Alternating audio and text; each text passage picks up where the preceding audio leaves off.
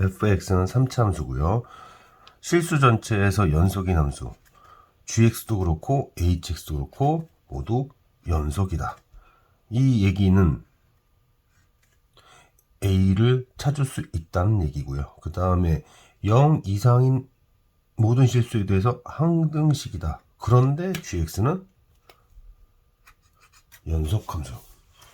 그리고 0보다 작을 때는 hx로 정의한다. 그리고 무언가를 제시하고 있습니다.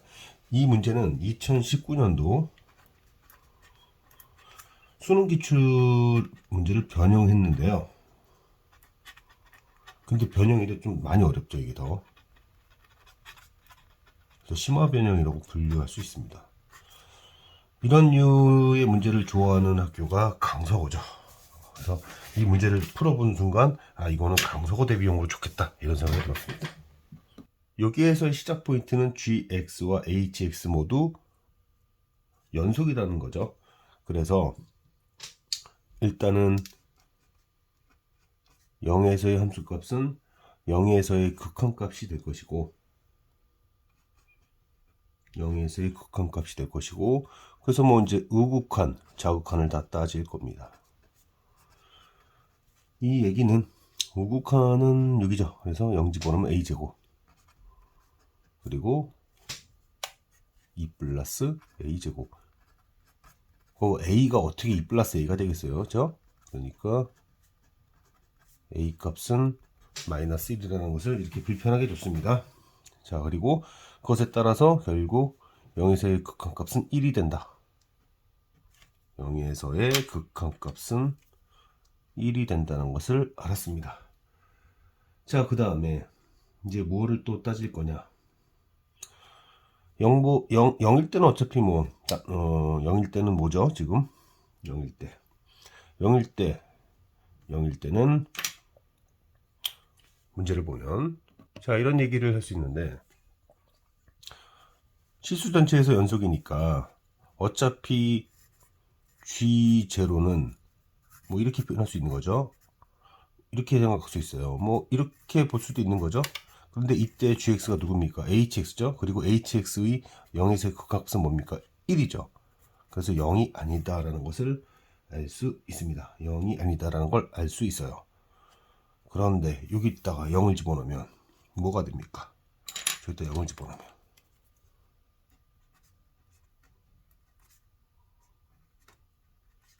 0이 돼야 됩니다. G0은 1인데 그러니까 F0가 0이다 라는 것을 알 수 있고 아 그러면 fx식을 완성할 수 있겠네. 그래도 최고청에서 1이라고 그랬으니까 이렇게 함수식을 완성하고 계속 진행을 할 수 있죠.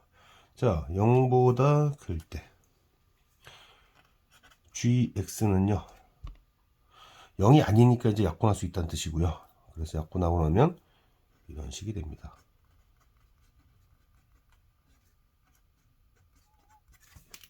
얘를 하고 쓰는 거예요. 여기 쓰는 겁니다. fx가 갖고 있는 x라는 녀석은 0보다 크니까 0이 아니니까 약분할 수 있었다. 그래서 이 부분이 분모로 갔다. 그런데 gx가 또 연속함수잖아요. 실제로 이 기출 문제에서도 이 부분이 중요한 부분으로 작용하게 되는데 이제 g0가 무엇인지 알고 있잖아요. g0 아까 뭐라 그랬죠? g0는 1이라고 그랬어요. 그래서 g0가 1인데 그러면은 0에서의 우극한 합시다. 어차피 연속함수니까 얘를 딱 적용해 버리면 c분의 4가 돼서 아 c도 결정이 되는구나. 이렇게 결정이 되는구나. 자, 이러면 gx는 결국 뭐가 되는 거죠?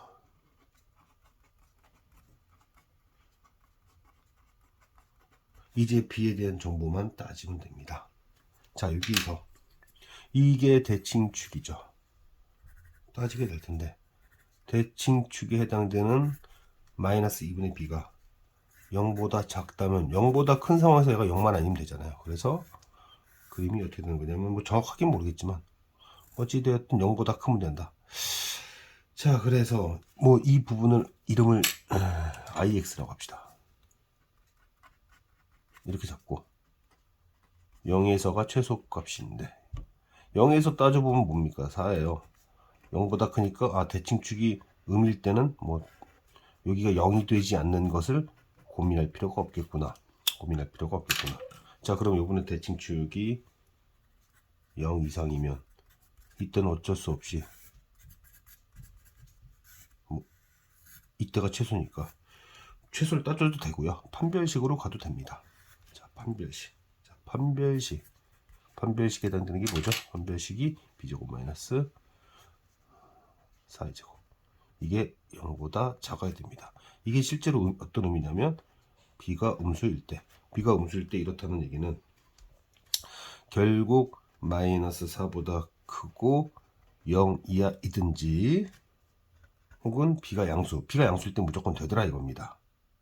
그죠? 그래서 이 둘을 다 합쳐서 표현을 해보면 결국 b는 마이너스 4보다 크면 되겠구나.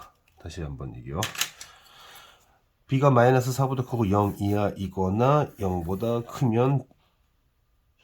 크면 이 분모에 해당되는 요식이 0이 되지 않아서 모든 실수에서 연속이다. 이런 얘기를 할 수 있는 겁니다. 그래서 결국 b가 마이너스 4보다 크면 되는구나 까지 잡았고요. 이제 문제를 풀이로 계속 가서 문제 풀이로 계속 갑시다. 이제 문제 풀이로 계속 가야 되는데